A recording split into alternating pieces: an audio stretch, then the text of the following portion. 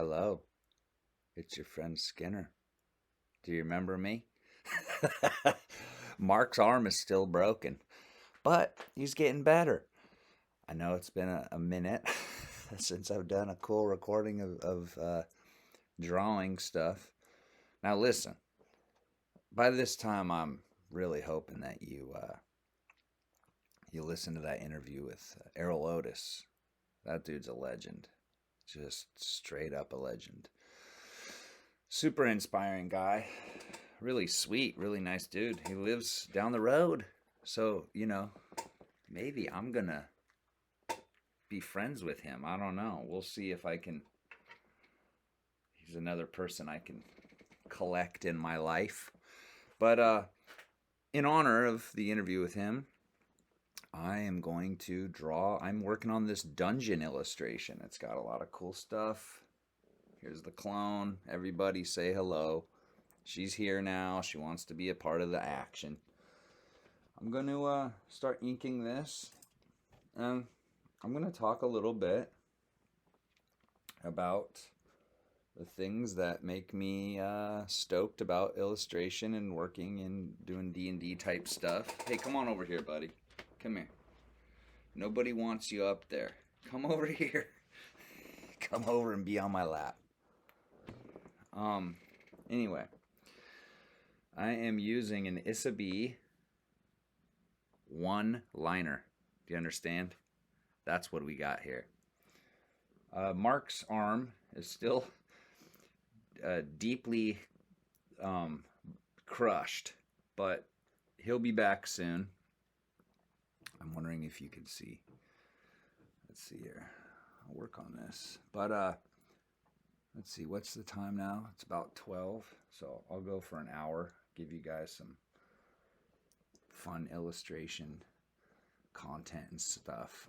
We're gonna get back to doing some live streaming. Oh, my cat is trying. Okay, stay away.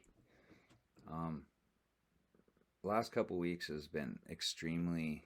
Oh, you can't even see what. Here, come down here a little bit. Look at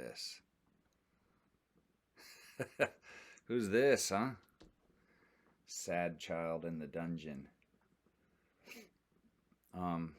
But yeah, last couple weeks has just been super busy. I've been super fried. I'm still doing Patreon is still elusive to me. It's like I don't really know what's the best way to do it. I don't know what's the. God damn it! Sorry guys, my cat is trying to get up in the mix. But so I still don't know. I don't know what I'm doing. I'm just gonna be honest with you here. I don't know what to do. I don't know how to do it. I have ideas, but then it's like, does that really work? Do these ideas really work? I want to make things entertaining and interesting, but then I'm like, I don't really even know what that is to people. That's why I feel like the interviews are cool. Because I feel like it's very obvious to me what I'm supposed to be doing. I'm just like asking questions. And it's cool. But I don't know. Anyways, when I was in the 5th grade, I met this kid named Wally, and he was cool. And he had it was like basically the last day of 5th grade, one of the last days. And so I was going into the 6th grade, which meant I was going to junior high after that, right? So I meet this kid. He's got a piece of paper in his hand. I remember. I look at this piece of paper, and it had all these swords drawn on it. Swords, and I was like, what's this, man? And he's like, oh God, she's back. Clone, beat it. I'm sorry, friend. It's not about you right now. Um, we'll be later. Okay. Anyway, he has these swords. It's like, dude, what's going on with these swords? And he's like, oh, I like swords. I like wizards and stuff. And he just started sort of, and he had books. He had some books with him, like weird Dungeons and Dragons books, like first, second edition. I think second edition. And I was like, dude, what in the hell is this stuff? And he's like, oh, you don't know about this stuff? And then like, and basically I was like, all right, we need to be friends now. Okay. Clone, my God. You just really need some attention, don't you? So so he goes, here, just be back here. Be back there and just stay cozy. Um, he's like, yeah, dude, my brother's all into it. So he had like an older brother who was going into high school. His name was Noah. And I got to know Noah later. We would go to the Gothic industrial clubs together. The Amazon, it was called.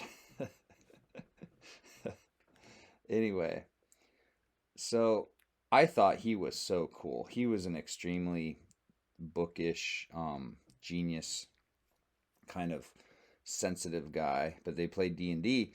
Anyway, so I was like, dude, I want to get into Dungeons and Dragons and stuff. And then like, the cool thing was he would be like, "Oh, here, look at this book." And it was the Monster Manual. And I remember looking at it and being like, some of these drawings are good, and some of these drawings are real bad. But I remember thinking it was cool. Like, I thought it was cool because I'm like, oh, some other weird people are, you know, um, drawing this stuff. Like, like I had zero knowledge of role playing games, zero knowledge of what any of this stuff was. And so I was just like, what's this? What is all this? And so you read the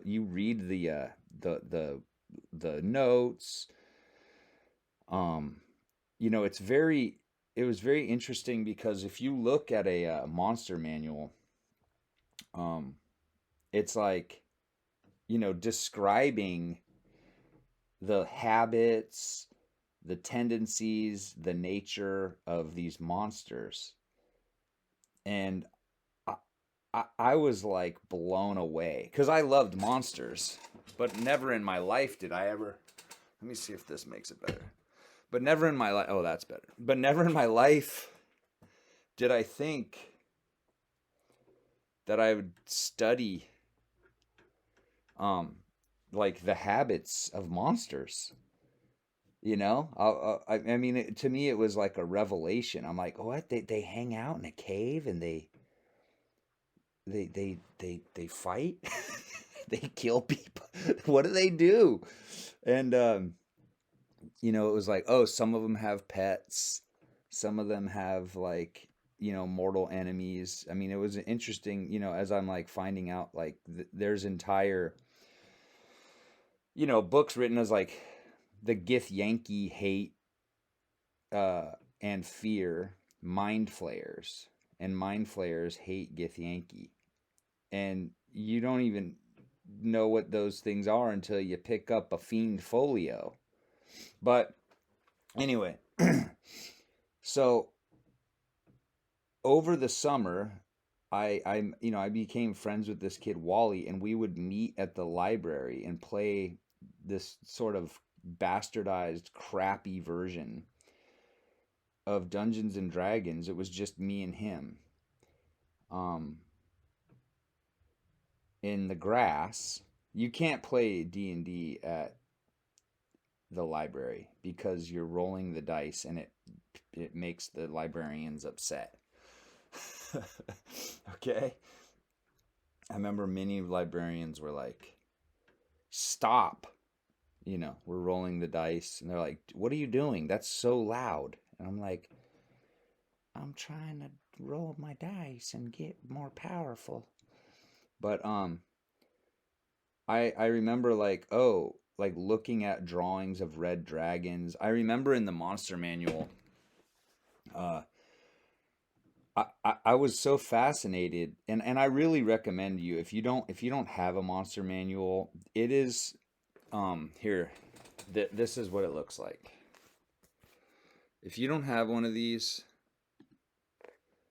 you need to get one, because the drawings inside are the drawings by Trampier are amazing. The drawings by everybody else are terrible. Like, and but it is extremely um how do I put this? Extremely like charming, the illustrations. And it really is like an innocent kind of thing, because now everything is hyper rendered. If you look at Dungeons and Dragons illustrations now, it's like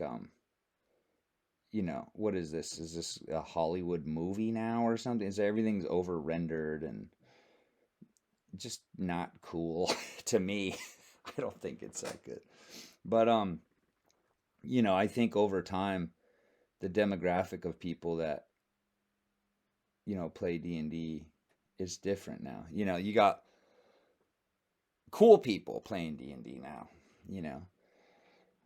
Essentially, like people that are not social cast-offs.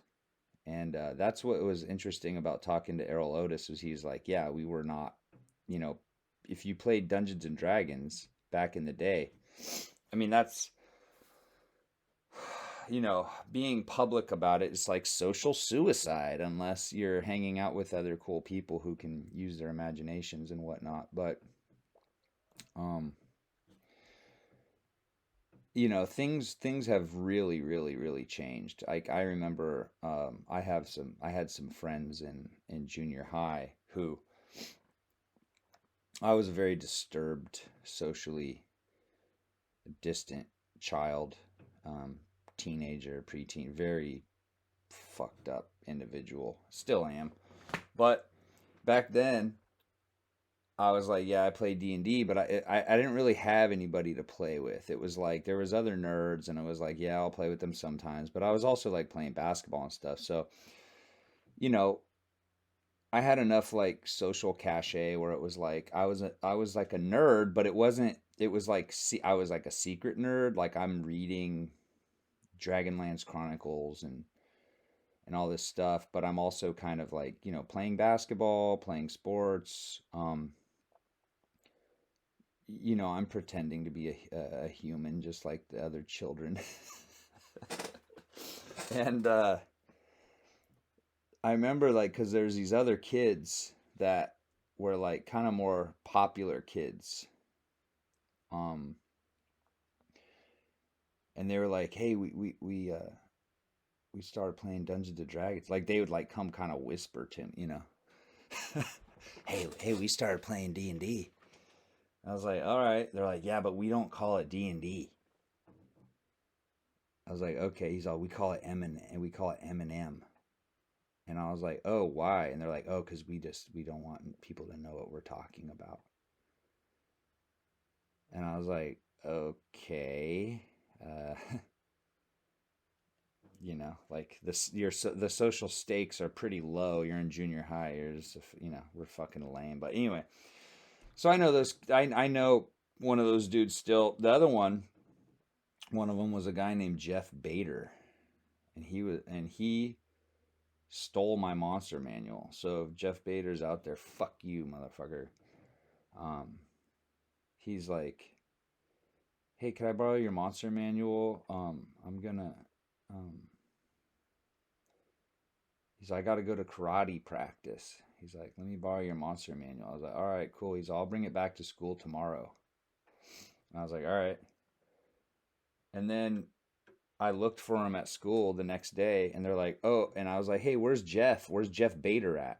And they're like, oh, he moved. His yesterday was his last day. I was like, what? What a fucking piece of shit. Anyway, so if Jeff Bader's out there, I hope a fucking snake eats your penis or something, you know? I hope a spider eats your testes or something. I don't know. I'm peaceful now. I don't really wish that on him. Whatever, you know. Damn, I gotta go easy. But anyway, so I got into Dungeons and Dragons. My friend Wally, he ended up moving away. He moved to LA, so I didn't really have anybody to play D&D with. Um, but I remember when the Dungeons and Dragons cards came out, and I would spend all my money on this card. I was like, these are cool. They were not that cool. But I remember because there was like I started reading a lot of the novels. They had like all these like D&D novels, you know. Margaret Weiss, Hickman, Tracy Chapman. Tracy Chapman wrote the coolest D&D books, but Tracy Hickman. So he wrote these books. And I was like into it. But anyways, I was a very depressed child, extremely, extremely depressed. And I would listen to the Smiths tapes I had all the time. I would listen to those. I'd listen to my Depeche Mode, Sisters of Mercy. You know, there's a band called Camouflage I liked. But anyway, so I'd listen to this sad person music, and I would read Ravenloft novels. Now, Ravenloft, this is so embarrassing, but cool. So, Ravenloft was like a gothic kind of Transylvanian style Dungeons and Dragons land. And I thought it was so cool. And I was like, this is more my style. I am sad. I am upset. And I want to know about this Ravenloft stuff. So, because there was like Greyhawk, there was Forgotten Realms, there was Spelljammer, there was, and then later on there was Dark Sun. But it was essentially like these different worlds. But Ravenloft was cool, uh, and so essentially the land itself was sort of this broken up into these different um, uh, territories. And so you would and they were all separated by this kind of bizarre mist, a sort of um, spooky mist. And so you're like, okay, I'm in one land, and it's sort of like you go, okay, you go into the mist, and then you emerge in a kind of a different territory, and you don't know where you're at or whatever. Well, one territory is like maybe ruled by a vampire lord, Strad von Zarevich. That's his name. That's the main vampire lord. Then you go, man, I can't mess with these vampires. It's too much for me. So you go, all right, I'm gonna go into the mist again, and then I'm gonna pop out somewhere else. So you go in there, and then all of a sudden you're at the like werewolf. You're in the werewolf land. Like, there's like a family of just like mentally ill werewolves that run things in that territory, and you're like, okay, this is more my style, more of my speed. So then you adventure there. Well, then there's like these different lands. One's like, oh, there's like a weird pirate king, and then there's like, oh, there's an evil succubus woman or that's in charge of this land. So, anyways, there's all these like dark lords that run things in in Ravenloft, and the cool thing was that essentially there was a there was this character named Lord Soth who was from the Dragonlance Chronicles. Well, he got sucked into Ravenloft somehow, and he was a very, very powerful evil Death Knight. And This is so funny. So he's a powerful Death Knight. I've never told anybody this before, but he essentially, if you're a powerful evil being, you get sucked into a Ravenloft, and what happens is there's sort of a sinister intelligence to the mists and the sort of creative id, the essence of Ravenloft, where it's like if it deems you powerful and evil enough, it will basically give you your own territory, where you will be the lord of that territory. And so, Lord Soth.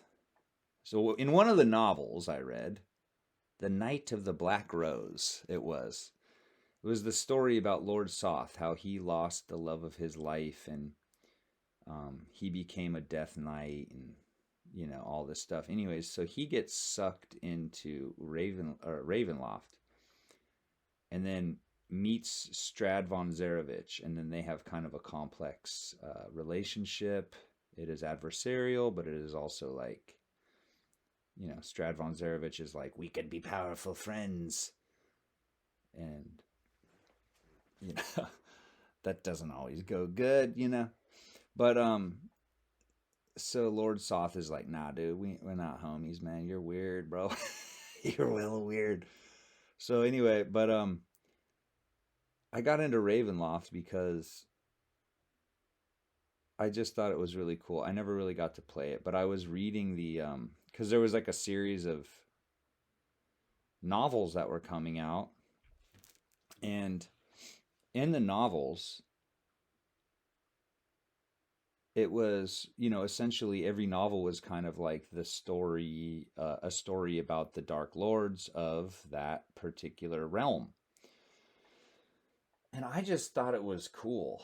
I just thought it was really cool. I'm kind of a morose child. I'm listening to my depressing music, but I was like so self isolated that I would read one of these novels in like 3 days. And so I was devouring these novels like, crazy. And but my friends had all moved away. I didn't like anybody. I was like terrible at integrating myself socially.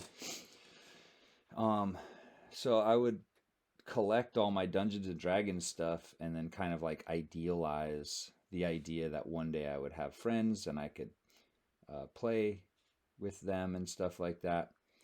And then, hilariously enough, I met these other kids that were like cool kids that were, basically like, we don't talk about playing D&D in front of people because we don't want to be social cast-offs. And I just didn't really have that much respect for that. I was like, that's fucking lame, dude. You guys are lame. None of this matters. Like, none of it. Anyway, I guess I was a little judgmental as well because I didn't. I was like, if I'm risking the social isolation, then you better fucking risk it too, man. So, anyways, Jeff Bader, if you're out there, you have my monster manual. I want it back, you fucker. I will find you. I will destroy you.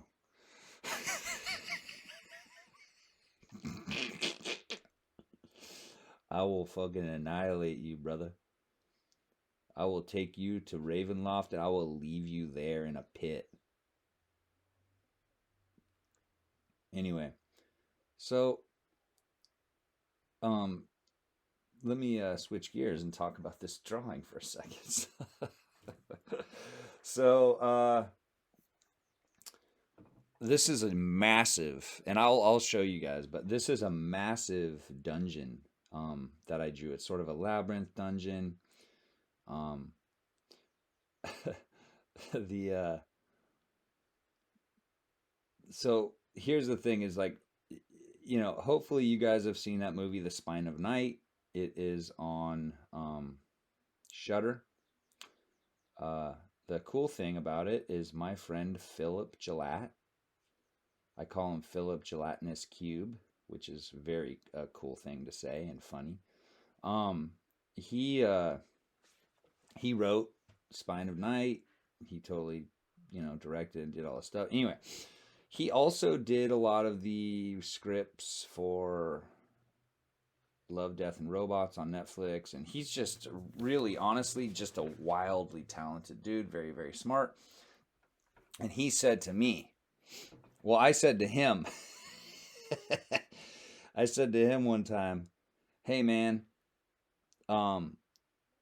I really want to do a movie that is like very much in line with the sort of structure and construct of that movie Dread, where basically it's like a day in the life of a dungeon crawl.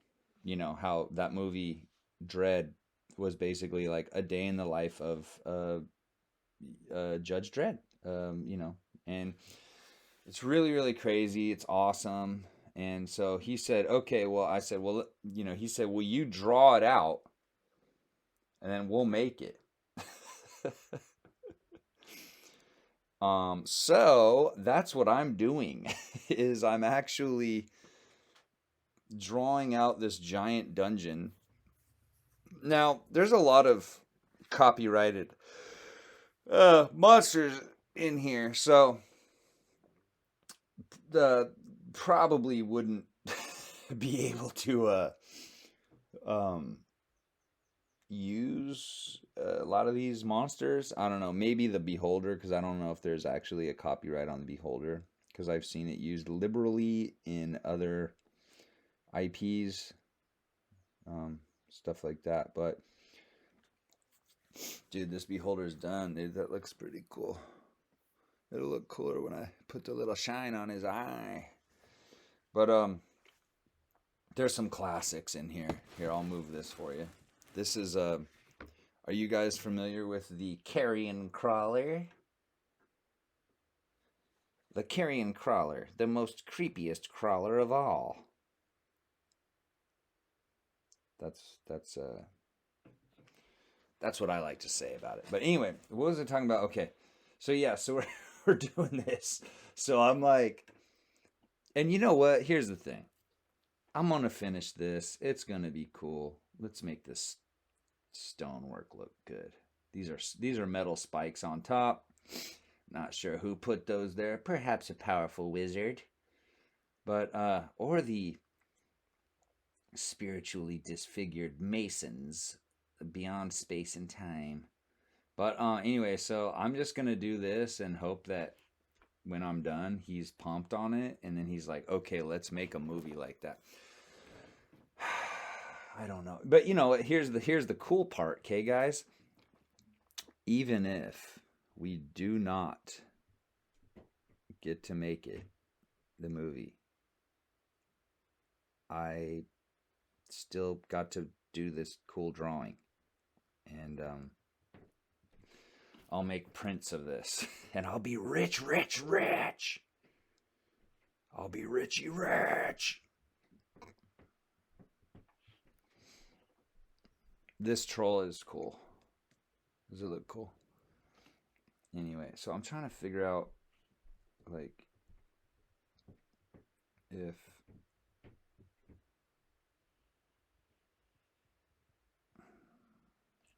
the body of this guy should be very shaded or not, because I'm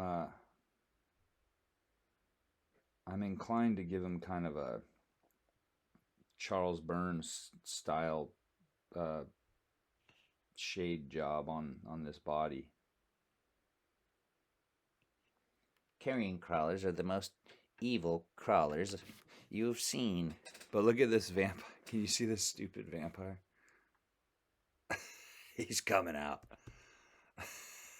A little Ravenloft action for you. Here's a black pudding. Remember puddings? Beware the puddings of the forest.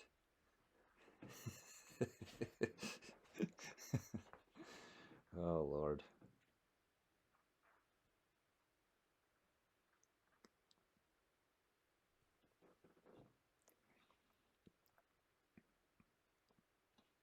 But the thing that's cool about the old Dungeons and Dragons illustrations in these books is that there's a sort of overt like consistent weirdness to the illustrations and drawings where you're just like, what, this is crazy, you know? I mean, they're very strange. Like the carrion crawler looks very weird. And the let's see if there's, yeah, see, there's kind of a crappy version of it right there. You can't really see, but let me see if I can find it in here.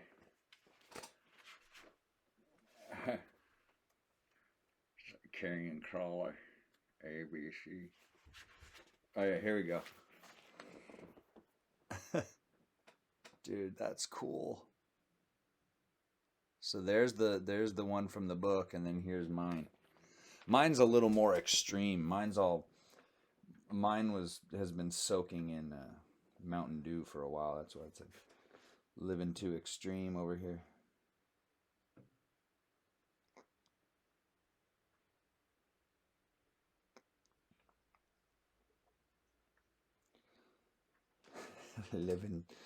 living that wild carrion crawler life. I see, because I think that they're like kind of big,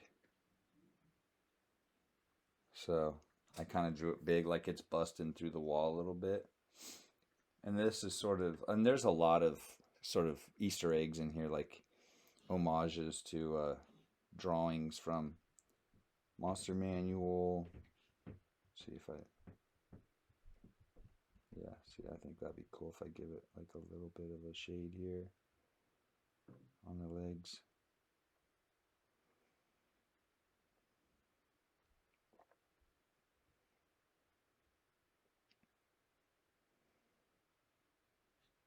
Yeah, that'll be cool if I could do that.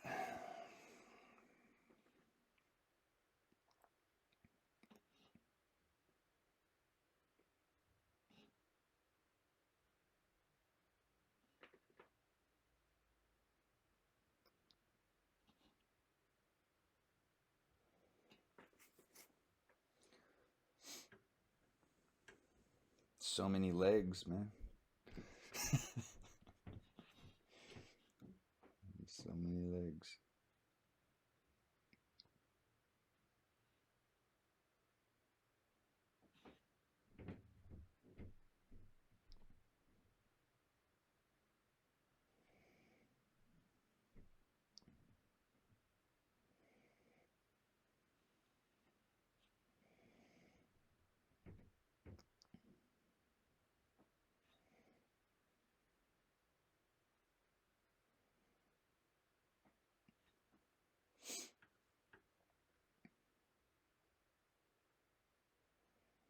Anyway,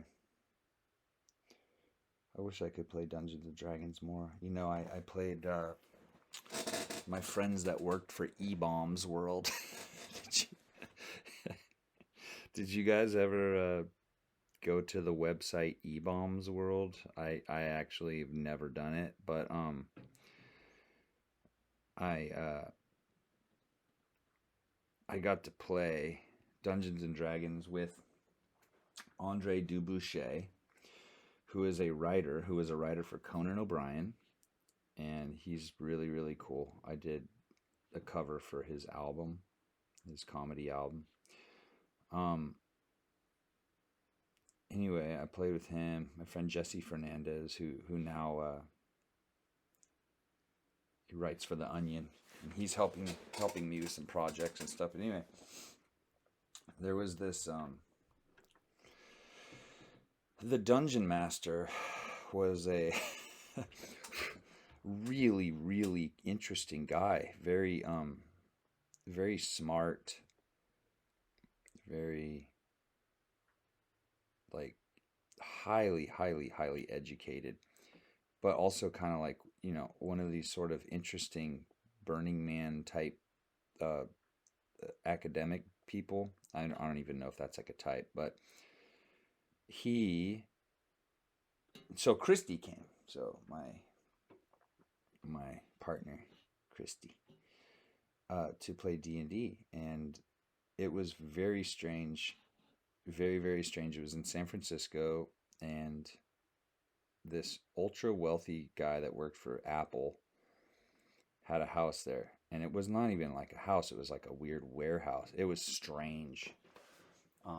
There was nothing inside this giant warehouse except for these rugs on the ground. And then there was a Tesla inside, and it was plugged into the wall. I was like, oh, what did this guy do? They're like, he invented the glowing light on the side of the Apple Mac laptop. I was like, oh, that's what he did? Okay. Well, now I'm at his house, I guess. Anyways, they had like nothing. So it was like this like massive house, but it was like minimalist. And anyway, so tech stuff is strange, but the ladder, the sort of stairs that would go up to the living quarters where we would eventually play D&D that night were these sort of steel slats, like sheet metal steps, and they were really rickety. And I was like, dude, this is not safe at all. Anyway, next thing you know, we walk up them, and the dungeon master is like, hey, nice to meet you. And he was like very short. I remember noticing like, well, he's very interesting. He looks sort of Hobbit-like. That's what I remember thinking to myself.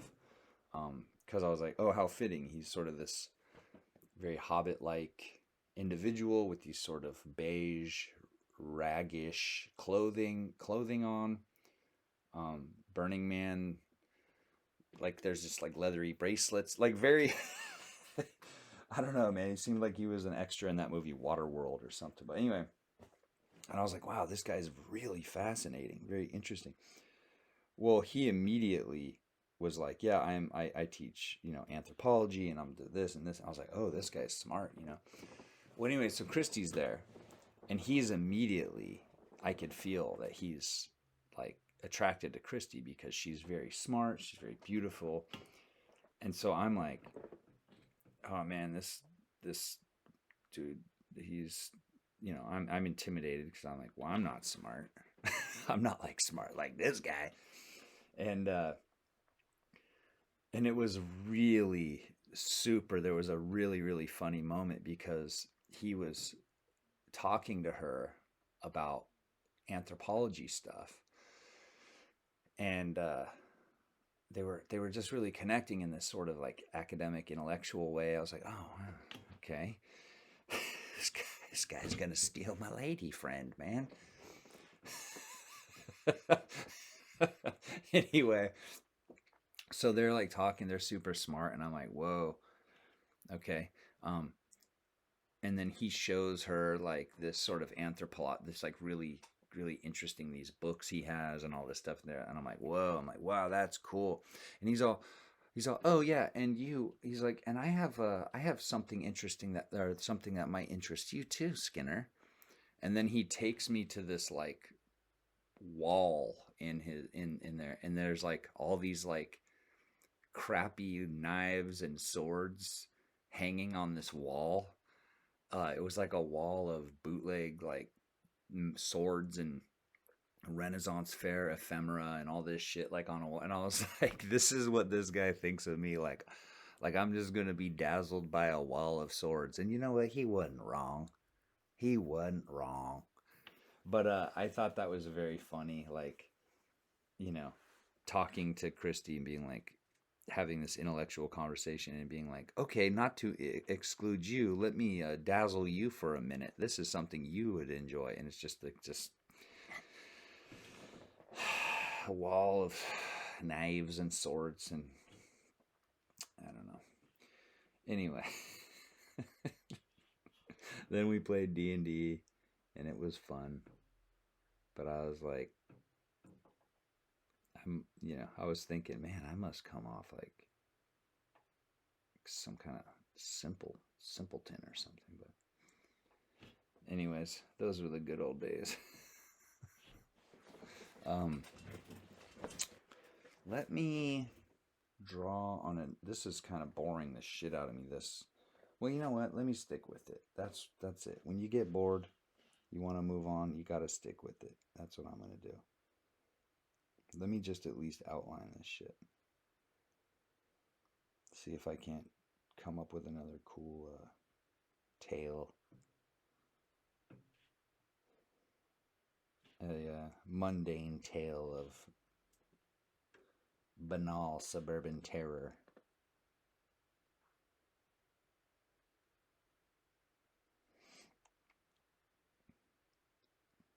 No tale to tell.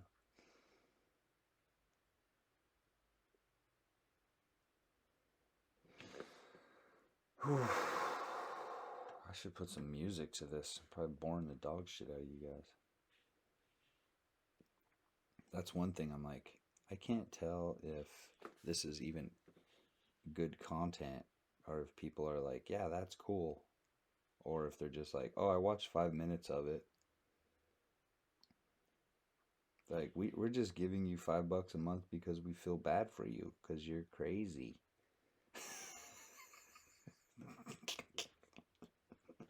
There's nothing worse than providing content thinking you're doing something cool and everybody's like, oh, we just thought you're just like a crazy person like that needed to blow off some steam.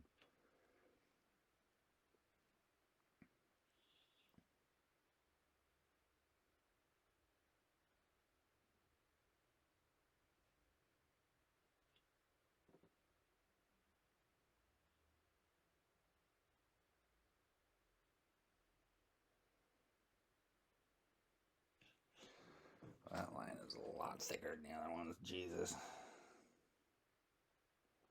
Loaded the brush up too much, I think.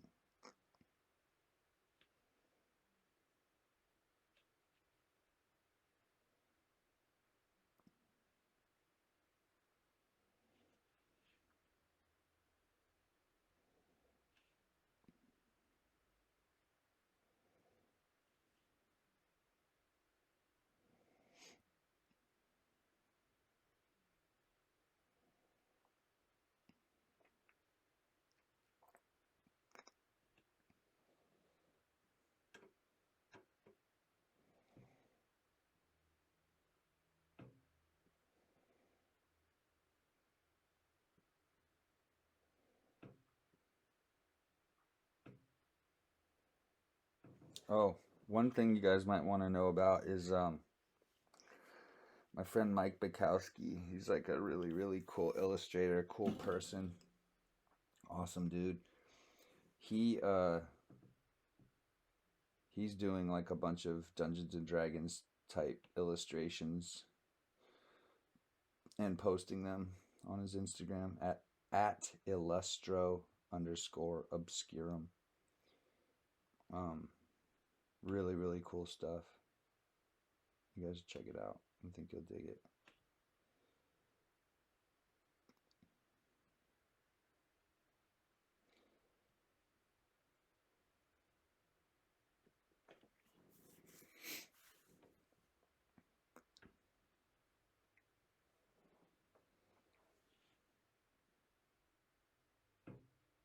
There's also a video, an anime called Wizardry. It's a sort of a anime Dungeons and Dragons um, cartoon, and it is on YouTube. It's really, really cool. It's called Wizardry. It's got like cool monsters and demons and wizards and stuff. It's total Dungeons and Dragons style shit. You're gonna like it.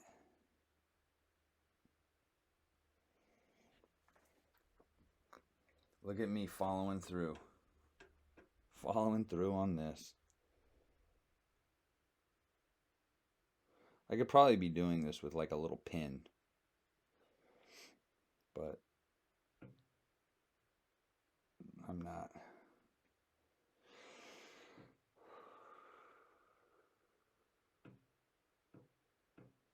There you go, my friends.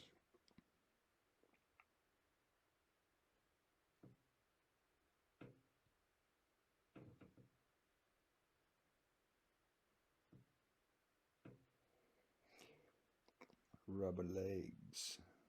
Rubber legs makes me feel fine. Carrying crawler crawling all the time. Brownie weenie, rattle rubber legs now on a freaking worm. Yeah, dude, the carrying crawler's coming together now. Look at them. Coming to steal your food. What about the rust monster? I should have put a rust monster. Did I put a rust monster in here somewhere? Oh yeah, there's one back here. This is gonna be insane when it's done, man. Hopefully, Wizards of the Coast and don't sue me. If they sue me, I will just use it as a way to get publicity.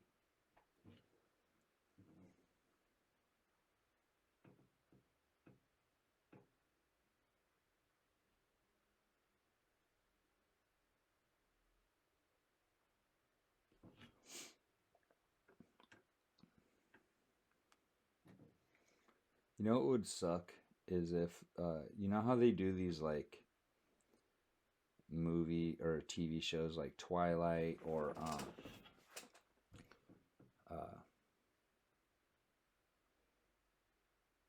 you know, like I Frankenstein, that movie, or what was it, like Underworld, where it's like it's a theme, it's like horror, but everybody's sort of sexy and there's like romance and shit. What if they did that like for a Dungeons and Dragons movie? You're like, oh, dude, hell yeah! You find out they're making a D&D movie. You're like, oh, hell yeah, dude, that's gonna be awesome. And then all of a sudden you find out that it's like a weird, um, like a weird romance Twilight version of it. That would suck. Random thought, but you know, like Timothy Chalamet, young Chalamet.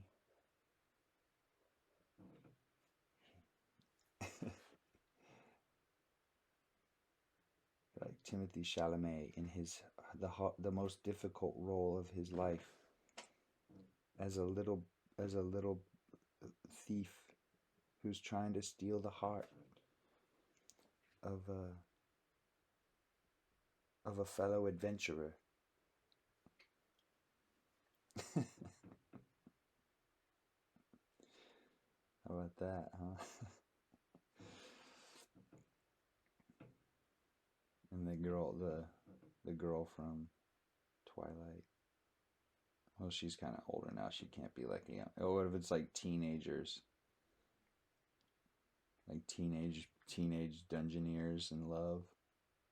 Archie and Veronica, or Archie comics Jughead. That's probably gonna happen. They're gonna probably do like a Archie comics D&D crossover. That's probably already happened. All this crossover shit, man.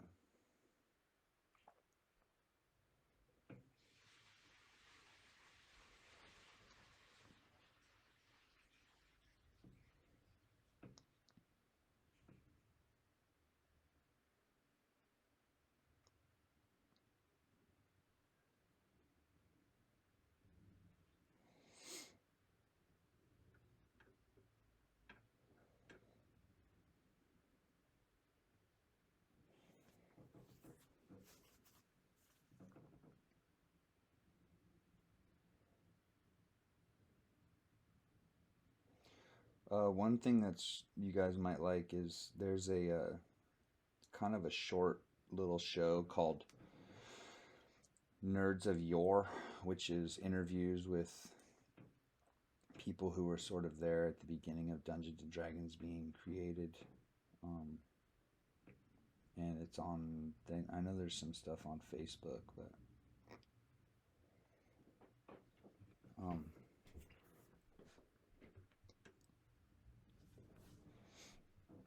you might like it.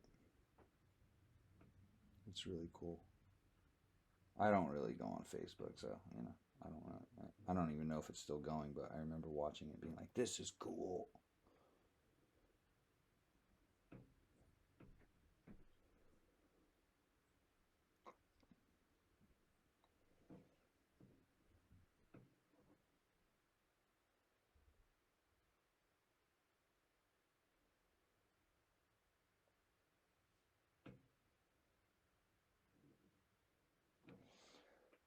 Jim Arneson, I think, was on there. But yeah, it was cool. Real cool stuff, man. Yeah, see if I go like this. Yeah, this will be cool. If I shade it like this, give it kind of a weirdness.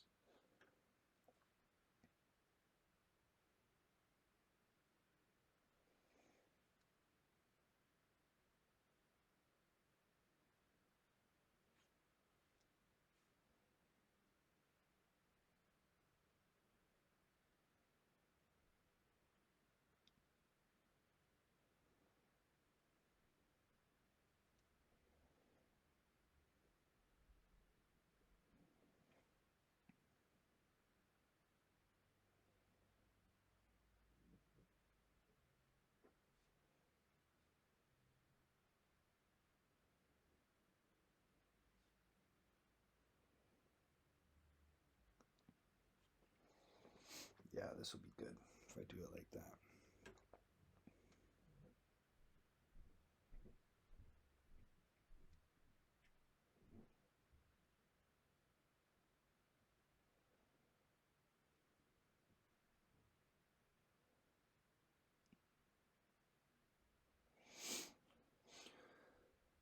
Yeah, heck yeah, dude.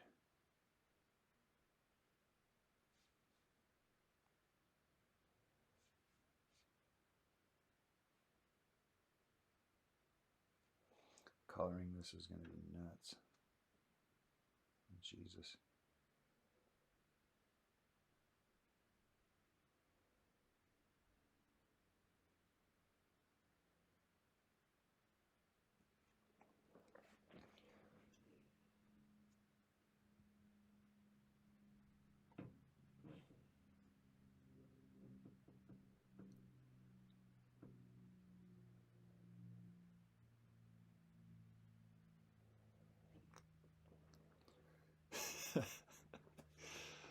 Ooh.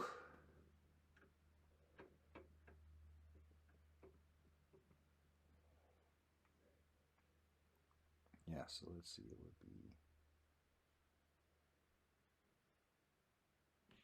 kind of how these,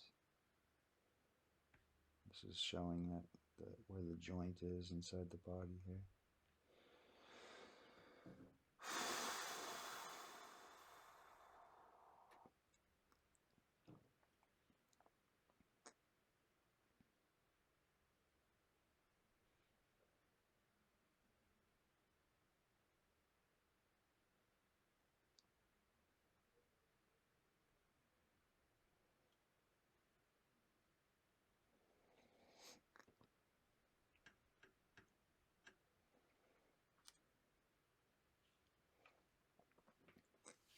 Coming along. Yeah.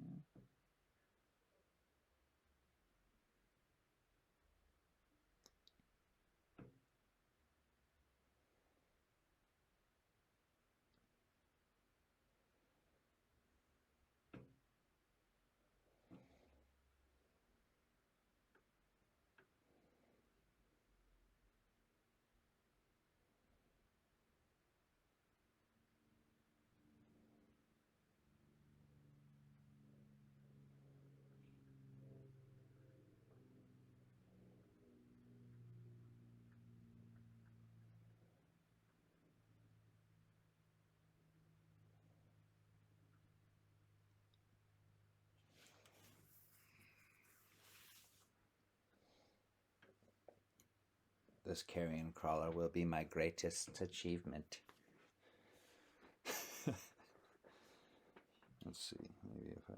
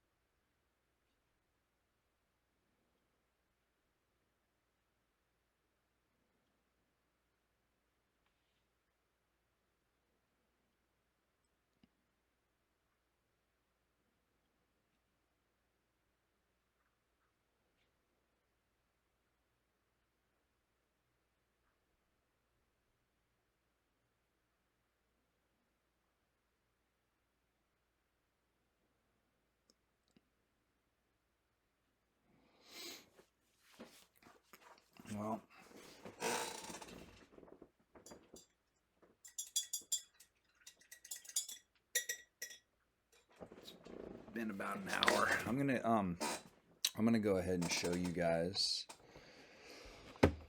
the rest of this, and then I will log off. I'm gonna log off, baby. So, as you can see, it starts here. Hooked Horror, Giant Naga, lots of stuff. Red Dragon.